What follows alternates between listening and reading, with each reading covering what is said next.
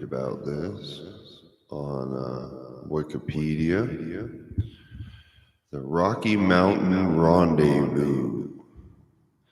Rocky Mountain Rendezvous, in trapper jargon, was an annual gathering, 1825 to 1840, at various locations held by a fur trading company at which trappers and mountain men sold their furs and hides and replenished their supplies.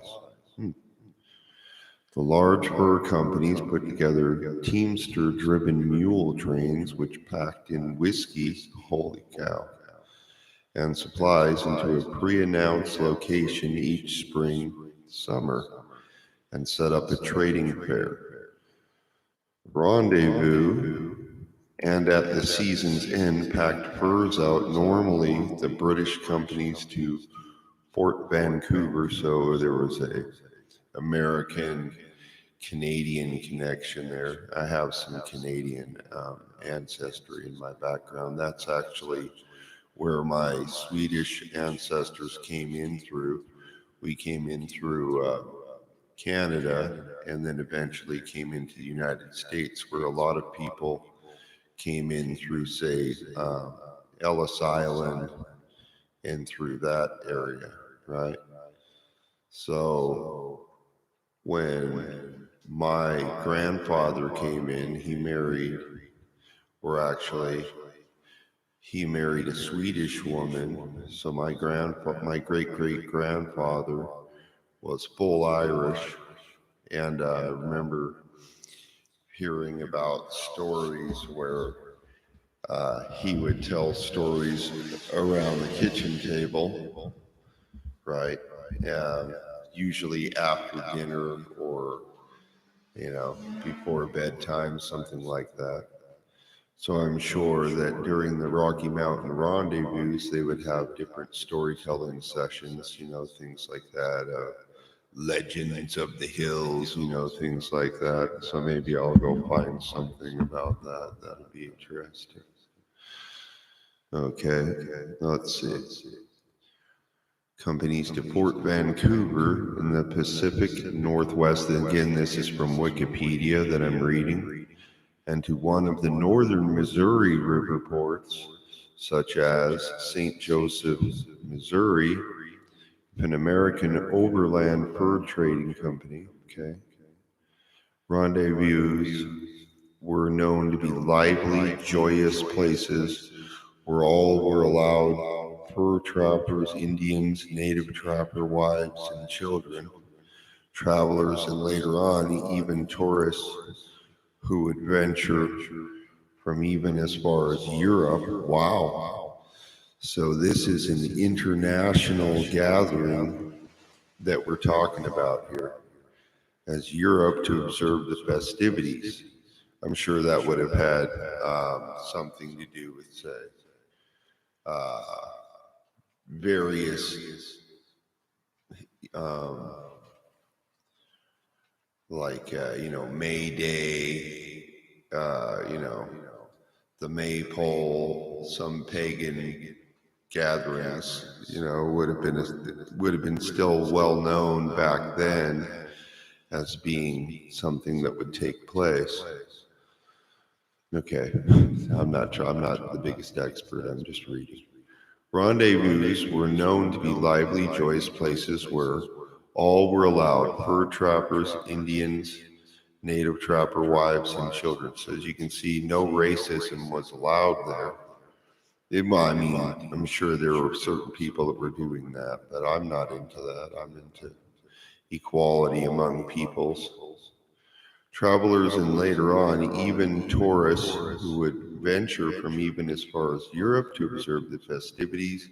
James Beckworth describes, mirth, songs, dancing, shouting, trading, running, jumping, singing, racing, target shooting, yarns, frolic with all sorts of extravagances that white men or Indians could invent. Now, I would also add, this would add into, say, Annie Oakley, Wild Bill Hickok, and that would have been definitely connected into that, in my opinion, of course. Let's see. Rendezvous are still celebrated as gatherings of like-minded individuals or clubs in many walks of life. The fur trading rendezvous are celebrated by traditional black powder rifle clubs all over the US and Canada. These gatherings range from small gatherings sponsored by local clubs to, to large gatherings like this Pacific Primitive Rendezvous and others. These gatherings include much of the same activities of the originals, centering on shooting of muzzle-loaded rifles, trade guns and shotguns, the throwing of knives and tomahawks, and primitive archery, as well as cooking, dancing, singing, the telling of tall tales, as I said, and of past rendezvous. So as you would sit around the fire, let's say, instead of, say, video games and being able to just play music that's pre-recorded, you would have to be there live to enjoy the stories, and that would have been more important, right?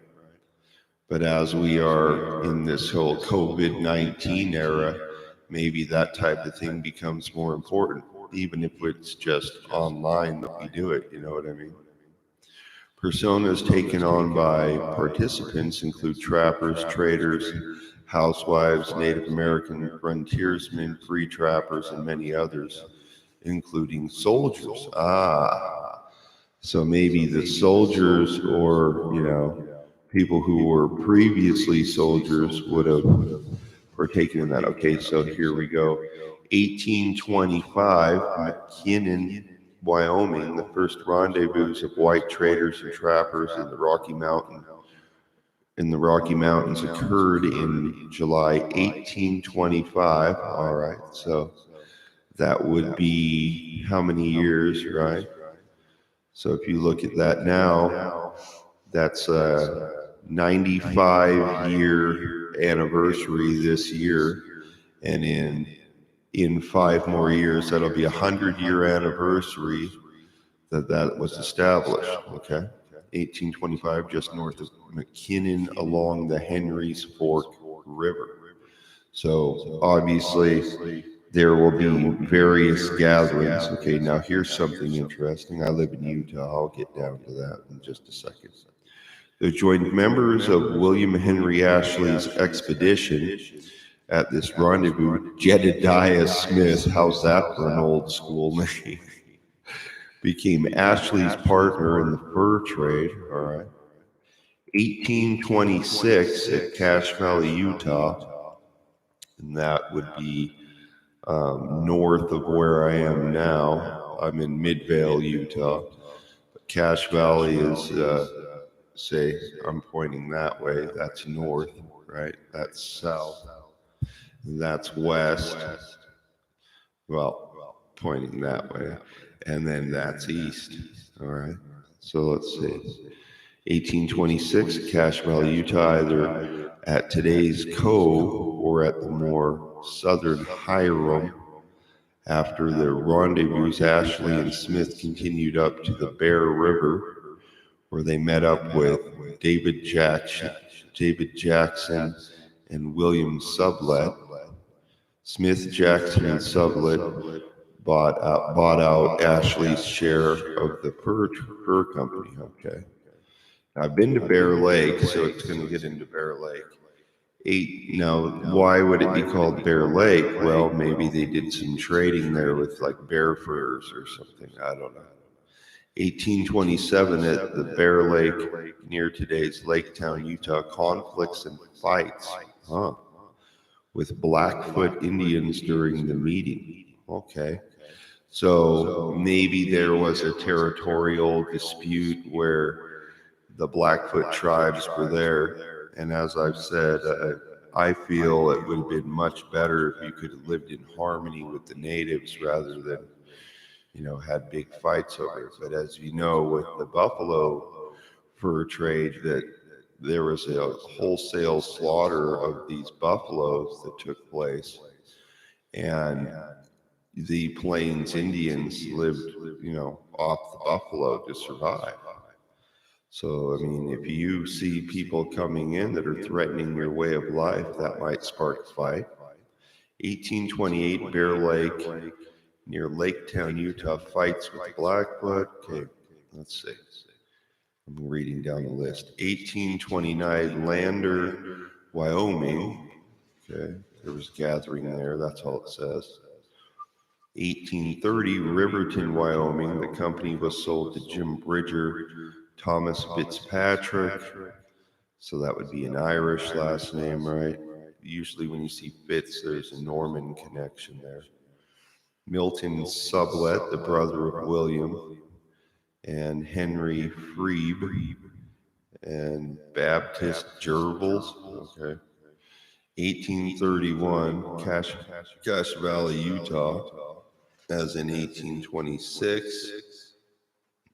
The support trek was late, so there was no real rendezvous. Okay, so something happened historically near that, that year that might have disrupted the gathering. All right, 1833, Daniel, Wyoming. Okay, Granger, Wyoming, the Rocky Mountain Fur Company is dissolved. Okay, that's interesting. The American Fur Company takes over supplying the rendezvous. See, so people were vying for position. Let's see. And then what happens is everything kind of moves to Wyoming, right? 1835 through 1840, you have, let's see, Daniel, Wyoming. The only difference in that would be 1838. Riverton, Wyoming. All right. Well, I don't know. I kind of look like somebody that's out of the mountains anyway. Have I ever been to a rendezvous? No, I haven't. But it's interesting. I was like, well, I was thinking about it. I had a prior girlfriend who was interested in that. I never went to it with her, but I remember hearing about it. She became a truck driver. I know, but she was a sweet lady.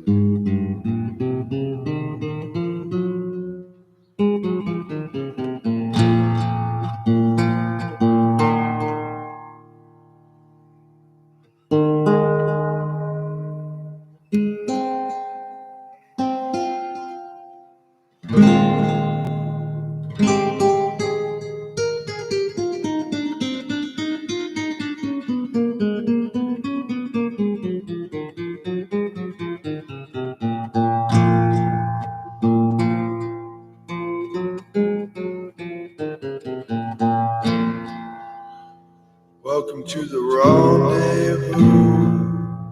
Out there, they know there's a fur or two to trade, but I never did. I wouldn't know.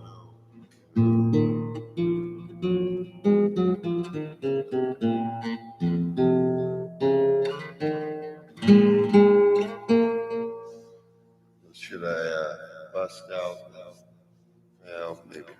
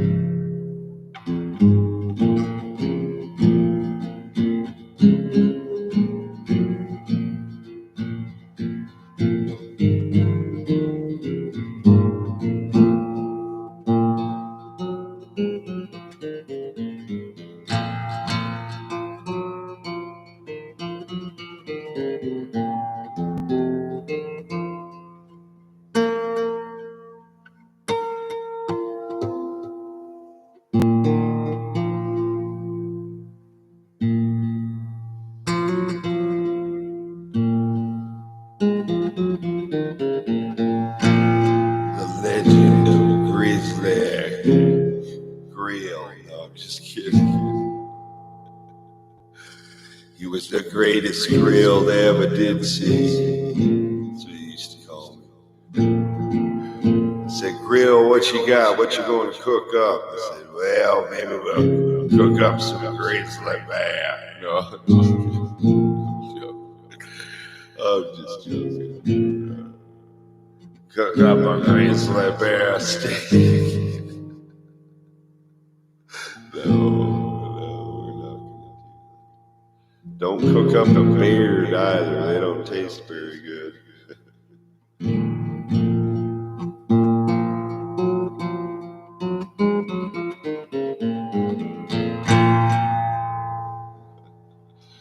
Oh my God.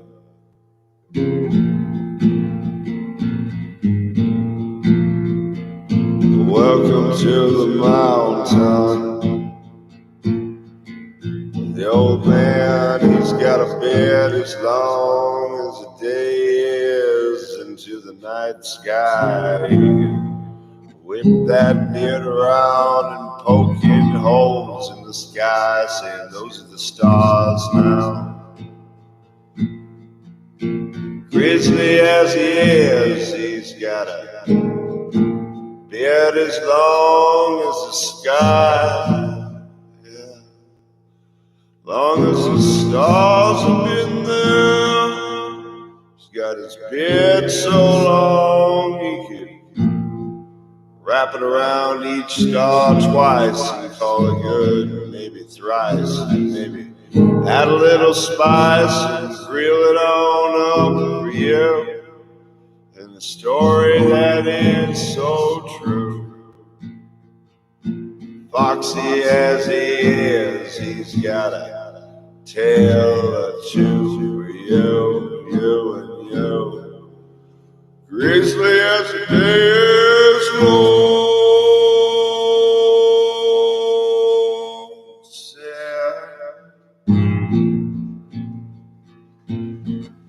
One for the cubs and two for the people that will circle around, yeah.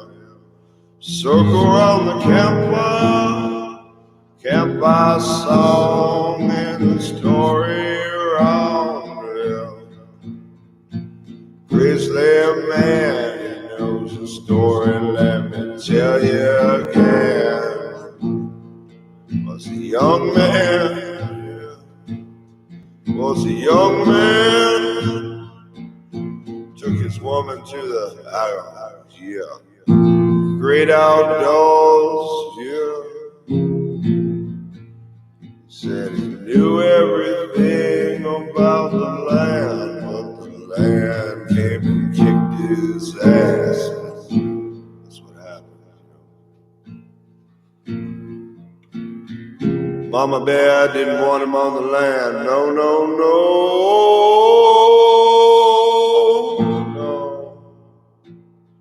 Said you had a cupboard too, but it's not invited you or you, so better get off the land. Well, he didn't listen and he camped little ways away. She growled at him, told him, get off my land, get off. He didn't listen, so she came back.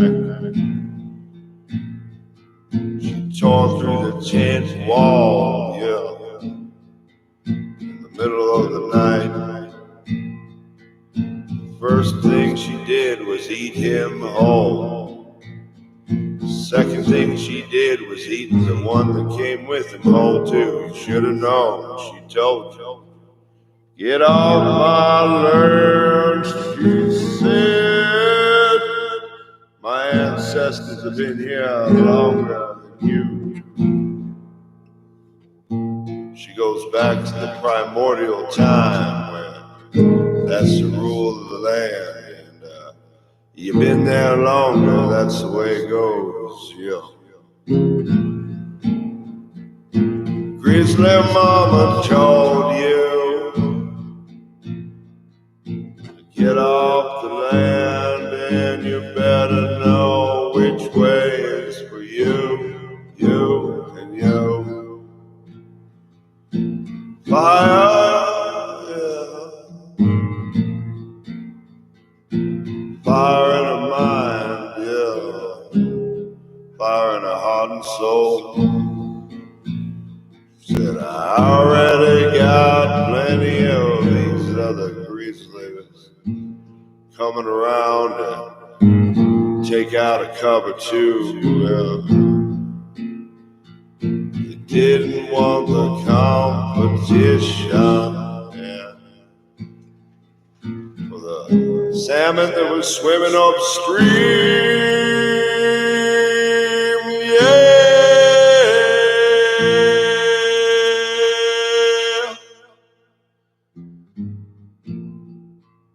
It's easy on the way.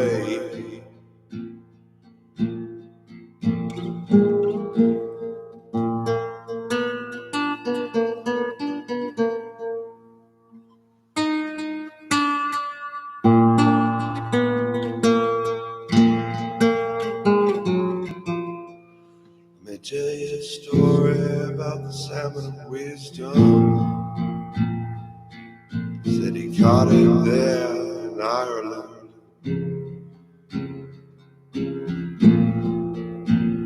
Well, old Finn thought it was him, because he knew it was a Finn that was to catch that salmon. But he didn't know the boy's true name, no. But it was Finn. Finn. Oh, wait. Yeah, we know who that was.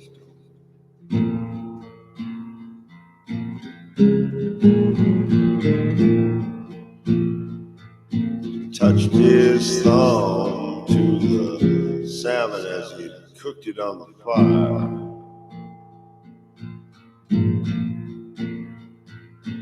Put that thumb in his mouth and gained all wisdom. And all he had to do anytime he had a question is put his thumb in his mouth and he knew. Doesn't sound very manly, but hey, it is what it is, you know. That's how the story goes.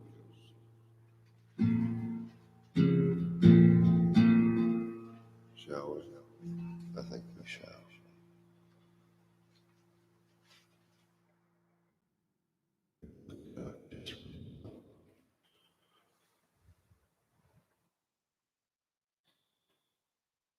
Do it right now.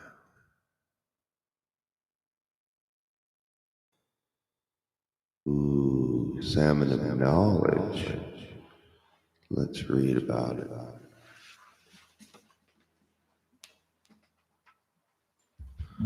All righty. The salmon of knowledge, let's see, Bradon Pisa, is a creature figuring in the Fenian cycle of Irish mythology. It is sometimes identified with Fintan MacBocra, who is known as the Wise and was once transformed into a salmon.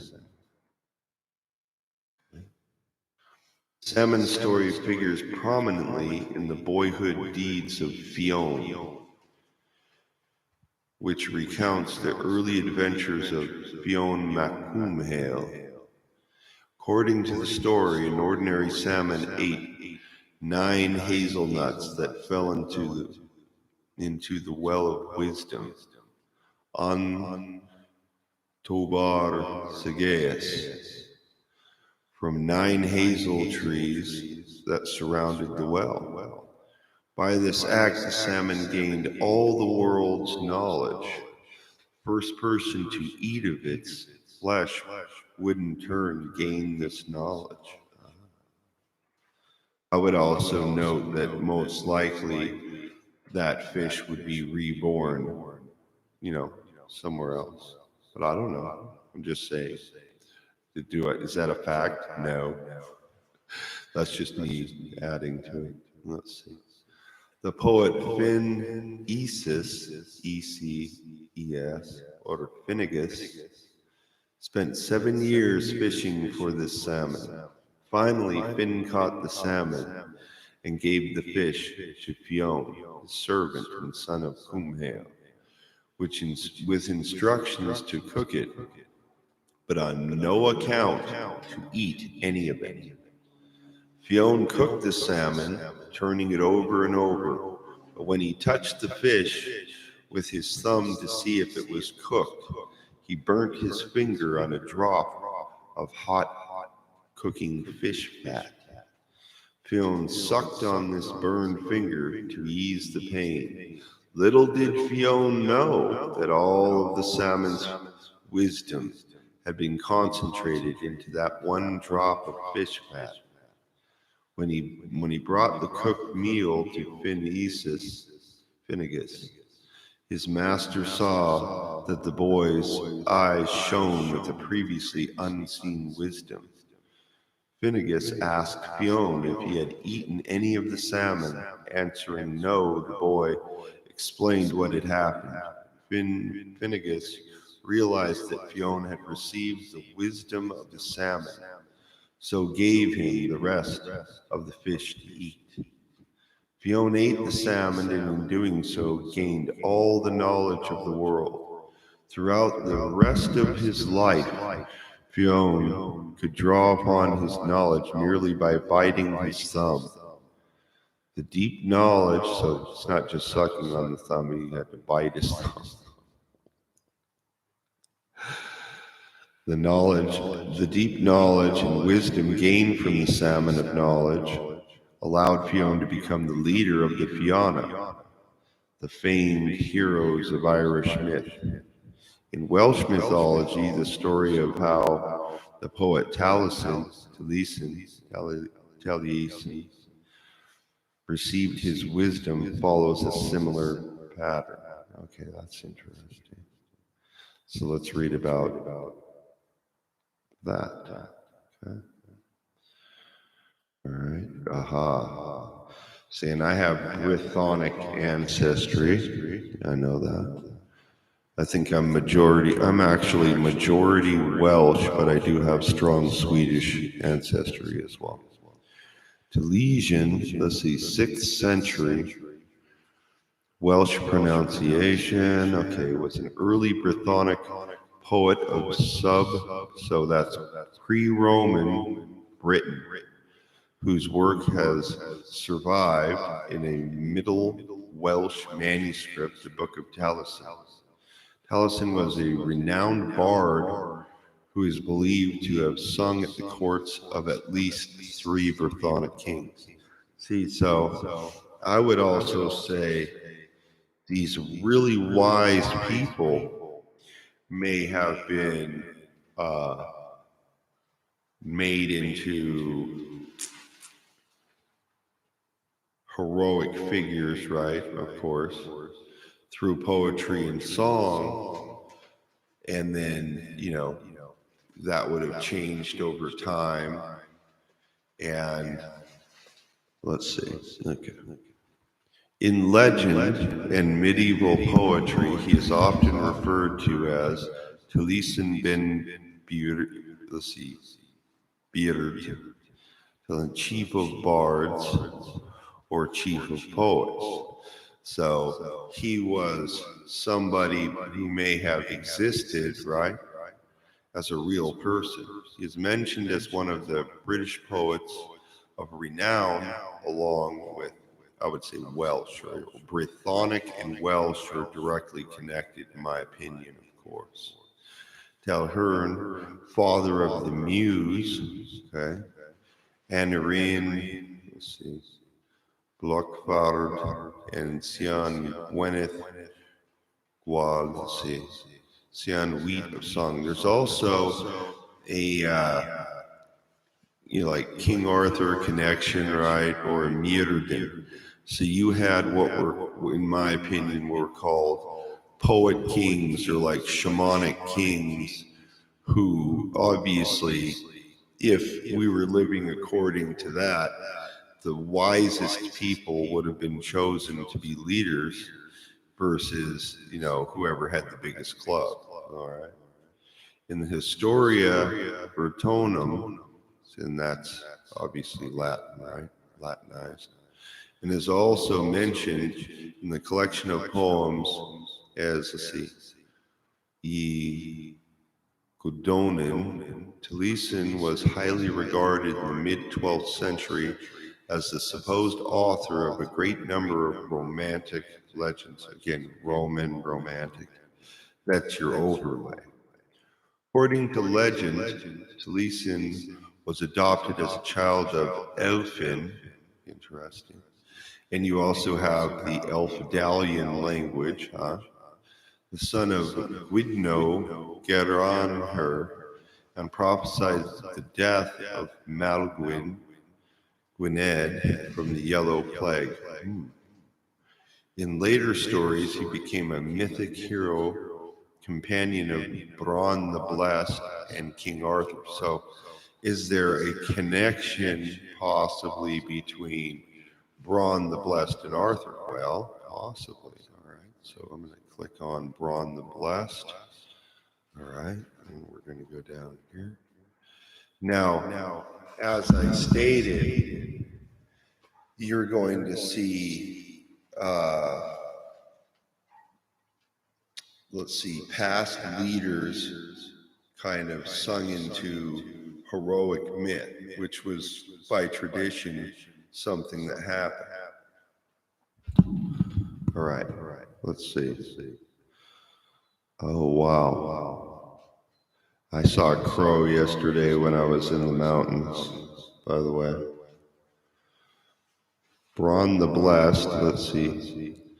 Bendigeidfron, or Bronn Bendigade, literally blessed crow, interesting, is a giant and king. And if you were a king, obviously you had a large influence on the land, right? And King of Britain in Welsh mythology. He appears in several of the Welsh triads. Now you see triads being a part of Irish mythology as well. Now, if I really think about this, what predates even the Irish culture? Wouldn't it be the Brythonic? I don't know, just a theory. But his most significant role is in the second branch of the Mabinogi, Bronwyn Lear. He is a son of Lear, all right? And let's see, Penardun, and the brother of Bronwyn, Maweden Neeson, and Neeson. The name of Bronn is Welsh and is usually translated as crow or raven. Now, you think about the movie The Crow, right? That would have had an association with that. I also might add that Brandon Lee, through his mother, had some Swedish ancestry, if I'm correct, or some kind of Nordic connection there. I don't know. It's an older movie. Maybe some people aren't familiar. I only liked the first film. I didn't like what happened to Brandon, but, can't do anything about that. Now, here's another interesting. You have Pendragon, right? And let's see, Penardun. So let's look her up here. Penardun is a figure in Welsh mythology, the wife of Lear. The second branch of the Mabinogi names Bronwyn, and Mana Whedon as her children by Lear, and ascribes to her two additional sons, Eurosweed Neeson, a good man, and Neeson, a conniving troublemaker. So as we can see, there's that whole duality, right? And even you see the same thing in Christianity, where you supposedly, the two brothers are in opposing philosophies to each other, or well, you know what I'm saying, the whole Christian pantheon, whatever. The Welsh triads called Lear one of the three exalted prisoners of Britain, for his captivity of Euroswin's hands. This likely refers to a lost tradition of birth of Penardun's younger sons. The Mabinogi names Perodun as a daughter of the ancestor Beli Mar, but the genealogy is confused. It is possible she was meant to be his sister rather than daughter. Now, I think that would have been done intentionally, because when they came in and took over Wales, they took over the royal lines. And, let's look into, ancient Wales. See, Wales, royal houses. Now, if you look into the British crown, it's actually German, right? But they have the title, say, Charles, Prince of Wales is an example. Let's see.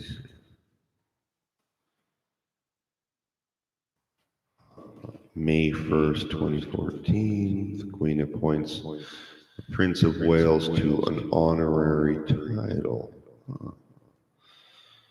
Okay.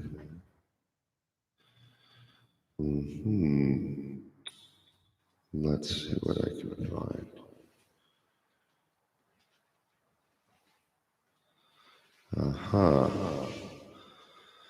So, as you have different warlords coming in, the original, I'm going to flip back over, the original royal houses are confused, and I feel that is intentionally done, because you don't want them figuring out that basically forced marriages or assumed titles happen. And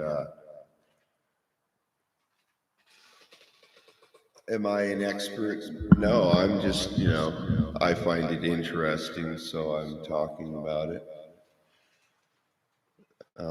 As far as I know, Wales had some very hostile takeovers, so I would have to look up. So let's look up Brythonic. All right, let's see what that is. Most people aren't familiar with it right now. Probably most people that would come to my channel would know about that. Let's see.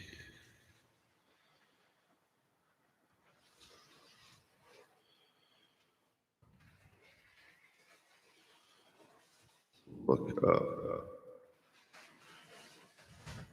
And then you would have Brigid, right?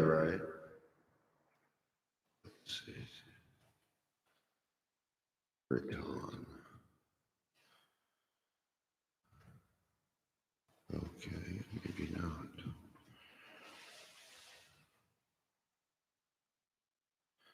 But I know I am related to Brythonic Knight. Aha. Here we go. We'll look it up in the Encyclopedia Britannica under Brythonic languages.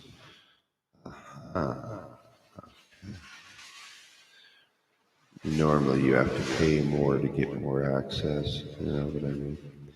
Okay, Brythonic languages, one of two groups of modern Celtic languages, the other being Goidelic, that's associated with Gaelic, okay? Goidelic. Brythonic languages from Welsh. See, and I see a lot of people not wanting to acknowledge the Welsh connection, or to trash the Welsh and say, oh, well, they're not authentic. Yeah, they are. They're one of the most ancient peoples in Britain, in my opinion, of course. Am I an expert? Nope. Just my opinion. From Welsh Briton, see Briton, all right,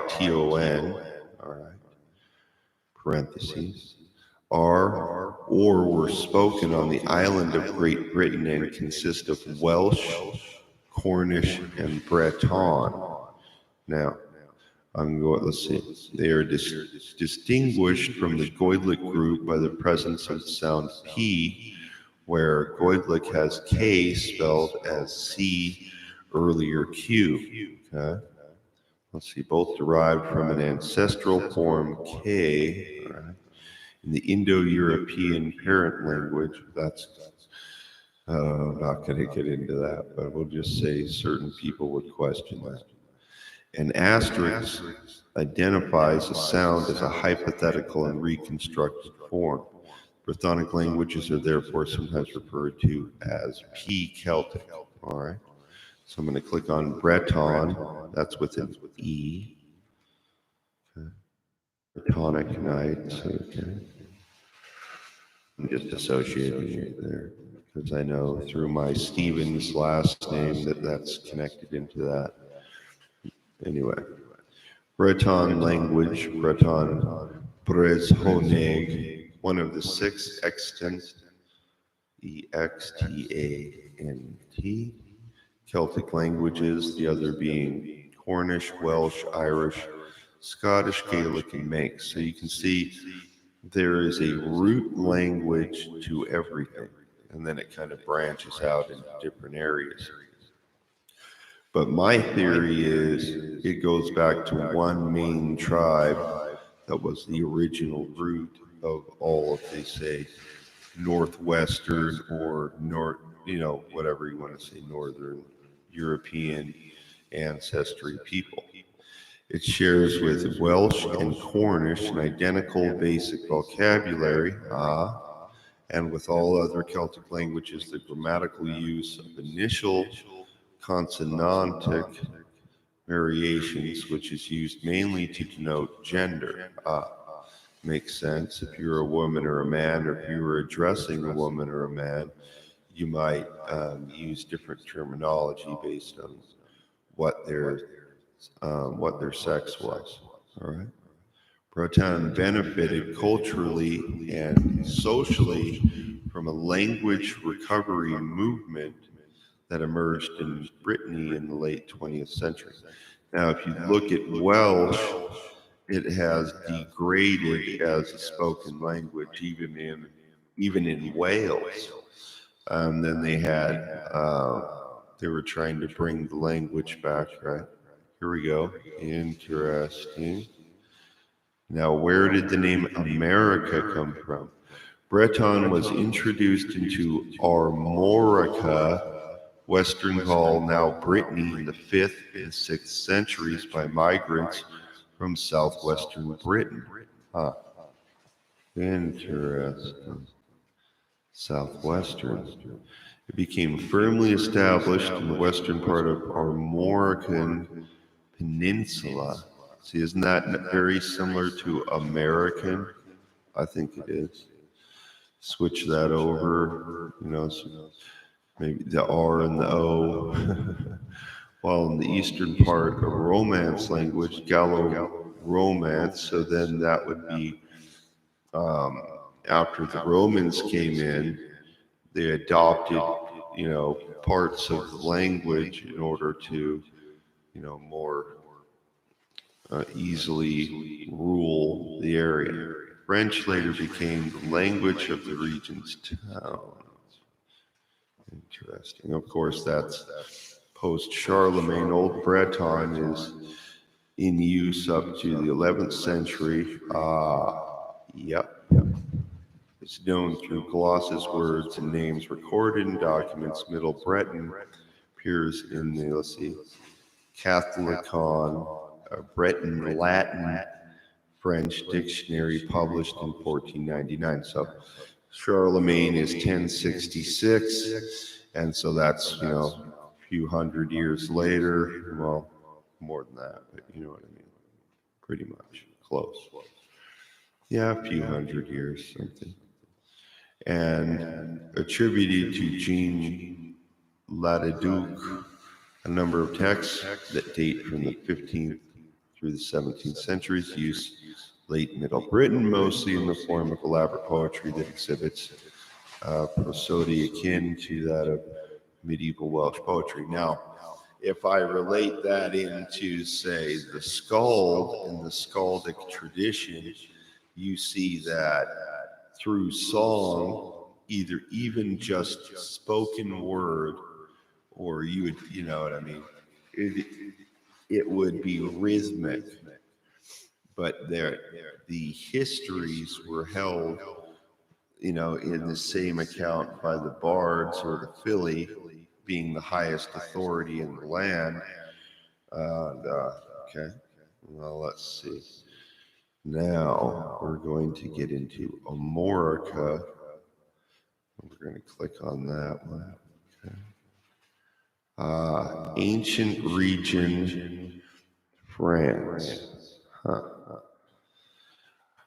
I know, I'm just kind of going through here. Okay, let's see. Armorica, also spelled Eremorica. See, so Aremorica, from Celtic ar, meaning on, and more, meaning sea. Okay, but if you look at admiralty law, that's associated with the law of the sea, right? And that became because water covers the majority of the earth. Water is the dominant force on the planet, right? Even more so than the land. Let's see. In my opinion, of course. Latin name for the, I have to say that because the super intellectuals be like, that is not correct. No, yes, and know what I'm saying. And it will happen, I guarantee it. Even as I'm speaking now, I recognize that will happen. So I don't say that I'm the, you know, authority on anything, because I'm not. Let's see. All right. So AR meaning on, and more meaning sea. Latin name for the northwestern extremity of Gaul, now Britain. But as we see, Northern European people, which is where I come from, would have been more associated with the island culture and the water in general. In Celtic, Roman, and Frankish times, Armorica also included the western part of what later became Normandy. So there is your Romano Franco override, right? Where does Frankish come from? Start looking things up, you know. Okay. In Julius Caesar's time, it was home of 5 principal tribes, the most important being the Veneti. Interesting. Under the Roman Empire, it formed part of the province of Gallia Lugdunensis. It received many immigrants from the British Isles in the 5th and 6th centuries. So you see, as wars would happen, the survivors or people who didn't want to be part of the war would have to leave and go somewhere else, right? And then you would have to adopt a Romanized version of your language in order to be invited in, and maybe you would have a translator. Okay, so we're going to look up Veneti, alrighty. More than likely, if you're of Northern European descent, all of these tribes, as my father taught me, he did a lot of research on my family, were interconnected, alrighty? Because that's just what happened. As peoples were displaced, they mixed. You know, you look at Sweden and the Kiev Rus, all right? We look them up too, but not right now. Veneti, ancient Celtic people who lived in what is now, Morbihan district of modern Britain. By the time of Julius Caesar, they controlled all Atlantic trade to Britain. So certain tribes would have consolidated control in the areas they were in, and those most likely would have been loyal to Rome. That's my opinion, of course. They submitted to Caesar, see, what did I say? In 57 BC, but the next winter, disturbed by his interest in Britain, they seized some Roman commissariat, COMMISSARIAT,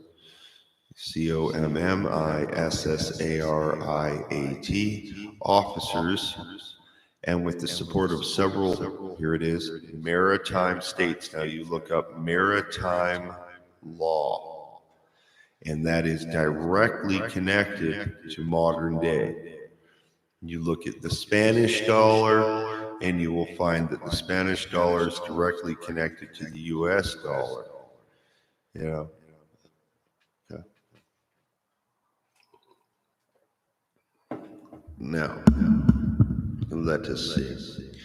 Caesar built galleys in the Lower River, and in the late summer of 56 met the Venetic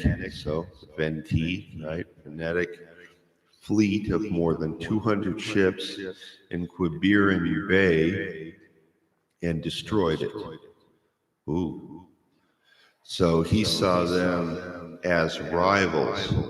So you had maybe tribes who were neither loyal to the original tribes of the area and neither loyal to Caesar, and so they were kind of operating as their own power until what? They were submitted by rule. So it's kind of like the European Union, right? Where originally you would have had each island kind of governing its own destiny. All right. Caesar executed the holy shit. Now here we're getting into some major shit. After his victory, Caesar executed the tribal elders and sold, oh my God. See, this is where the enslavement happened, and sold the rest of the people. By some means, however, sorry, I'm popping the mic. The tribe was such survived as attested in imperial times. So you even have the Dark Ages and other times. Now, could this have been where histories were rewritten or lost?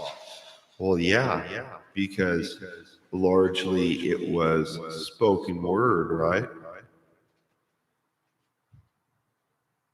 Wow, that's just brutal. So each of these groups was fighting for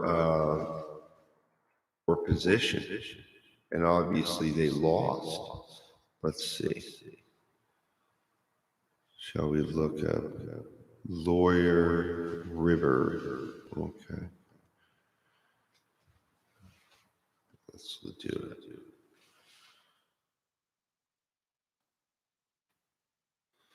I'm going to read this. Row down the lawyer, let's see, Loire, Loire, I don't know how to say Loire, river to behold the Gothic Cathedral of Orleans. Now, you look at what? New Orleans, same spelling. And Loire Valley and its historic chateau, views of the Cathedral of Orleans, and historical chateaus along the Loire River, France. Now, if, say, the Catholic Church was created by Rome, placing a cathedral would be like, how can I say, staking a claim on the river. Now, if the river was used to transport goods, then that is definitely staking a claim on the trade in the area, as we see is prominent, right? Loire River, longest river in France, and now let's think about this for a second, would have been used in ancient times, right? Yep. So you're seeing over time a complete takeover of the area. Rising in the southern massif central, Massif central, flowing north and west for 634 miles to the Atlantic Ocean, which it enters south of, let's see, Brittany. Okay. That's spelled Bretagne. Its major tributary is the Allier, which joins the, let's see, Loire at La Bec de Allier. Okay. It drains and an area of 4,500 square miles. Okay. Picturesque valley is dotted in chateaus. So that would also make it rich for, say, irrigation of crops, things like that. The river rises at 4,500 feet. Seas above sea level at the foot of, so it's above sea level, which gives it also a central position in producing crops. Why? Because it wouldn't flood as easily. All right. Oh no. Maybe, let's see. And then you had the Spanish and you had the French, and let's see, different countries vying for control of the United States. And then you had the big English buyout. Well, pretty much, in my opinion, of course. Orleans city capital, Lorette department, Centre region, north central France, is located southwest of Paris. You get into the whole Viking series, you'll see them come into area. They probably went into that area and raided, I would think. Where a river in a fertile valley on the edge of Oise Plain.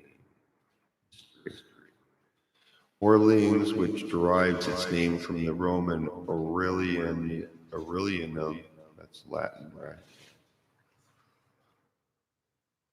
Was conquered by Julius Caesar in 52 BCE before Common Era. It became an intellectual capital, boom, under Charlemagne. See, so what you see is Charlemagne, and even prior to Charlemagne, you have domination of the richest areas for crops and for trade. And you're going to see whatever, even in modern times, those families that were involved in that are most likely the ones ruling the world right now.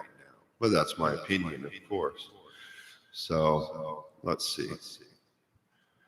Charlemagne Emperor, see, Holy Roman Emperor, that's what Charlemagne's title was. So that's connection to Rome.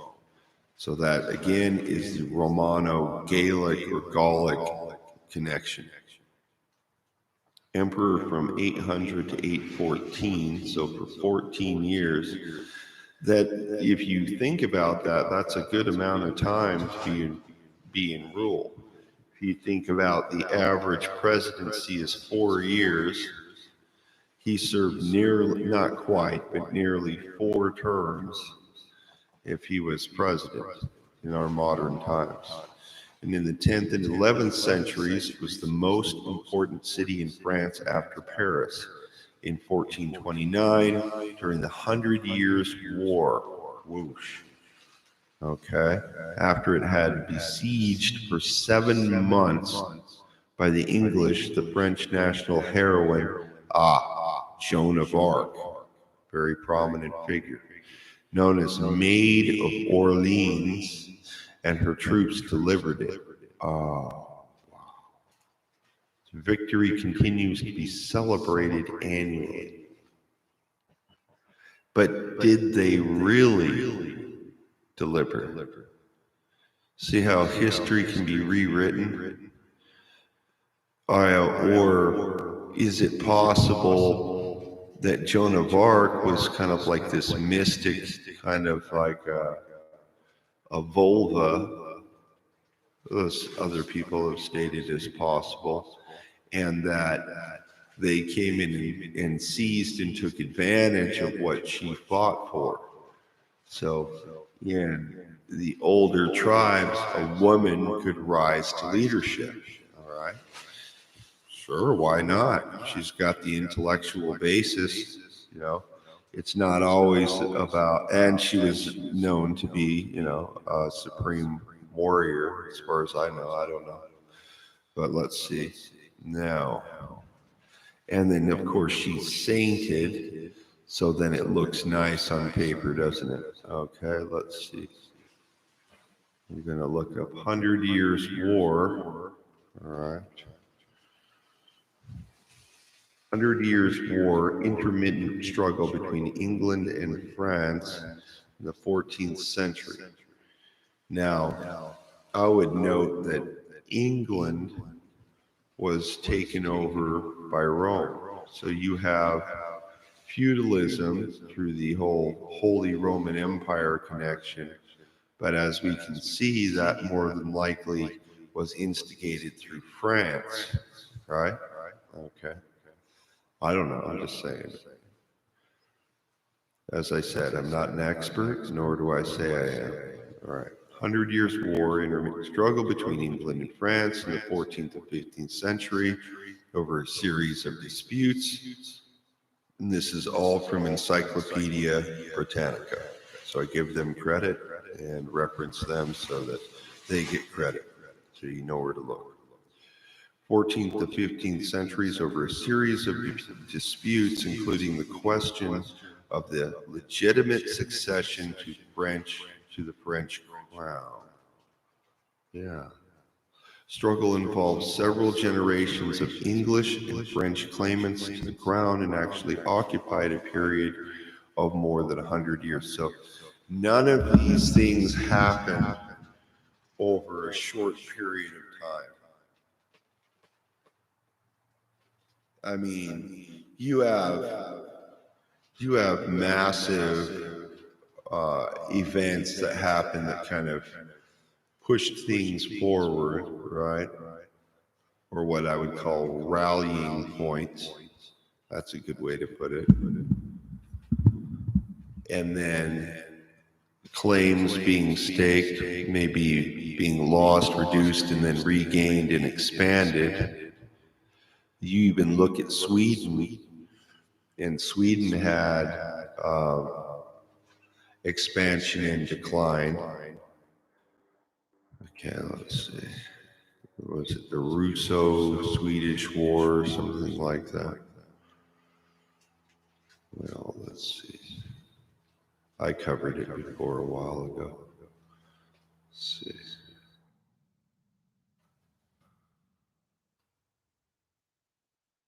Ooh, I think, is it no, it's not there's a Russo-Finnish War, 1939 to 1940, but that's a bit later.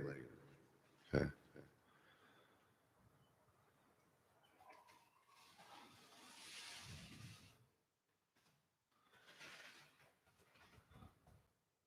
Okay, ooh, yep. But this is 1500s. Okay, wow. Oh my God. Stockholm bloodbath? Oh my God. Let's see, Swedish Stockholm's Blodbad, November 8th to 9th, 1520, the mass execution Wow. Of Swedish nobles by the Danish king Christian II. Wow. Reigned 1513 to 1523, which led to the final phase of the Swedish War of Succession from the Kalmar Union of the three Scandinavian kingdoms under Danish paramountcy. Wow. Let's see. Portray of Christian II portrait by John Gersart of, let's see, Frederiksborg Castle, Denmark. Wow. With the support of the Pope, Christian invaded Sweden in 1519 at the head of a large mercenary army, after an anti-Union Swedish faction led by Sten Sture the Younger had imprisoned the Unionist Archbishop Gustav Troll of Trelleborg. That's not necessarily related, but that's where my ancestors come from. Let's see. After defeating the Sture forces,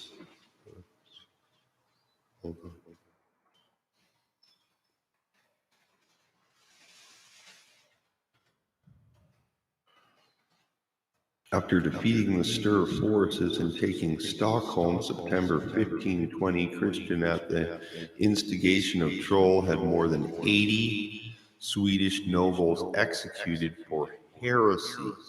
So either they belonged to a different Christian faction or they were pagan. All right. Spreading throughout Sweden and Finland, the Kalmar Union seemed secured. The outrage of the bloodbath alienated virtually all Swedish factions and supported the Union. That's why it was done. They didn't care anymore, see?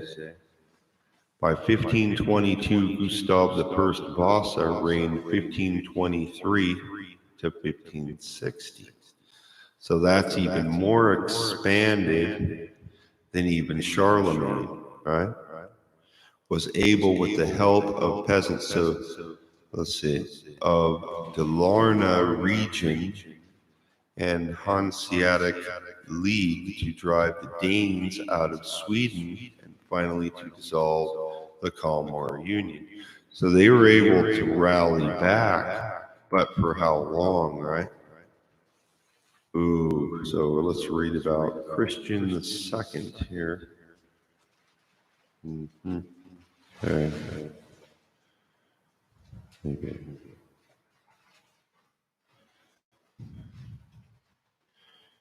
1517, Christian decided to punish Sweden, which had repeatedly rebelled against the Kalmar Union after 1448.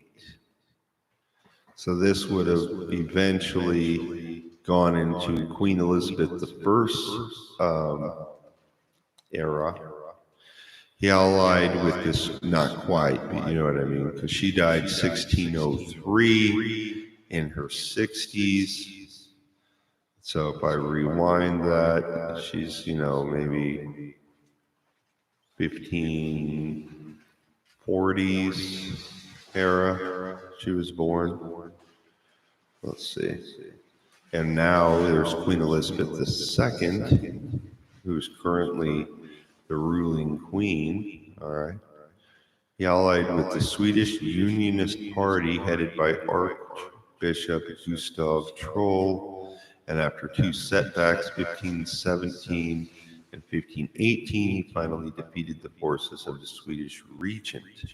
Sten Sture the Younger in 1520, Christian was crowned king of Sweden on November 4th, 1520. 4 days later, there we go back into what I read before. He ordered the execution of more than 80 leaders. Wow. It is amazing to see how vicious it became. People do not realize how vicious this stuff became. I almost said something else, but wow. I've gotten into some of this history before. It's almost too brutal to even get into. But you can see it started out smaller. I have to get off. I'll be back.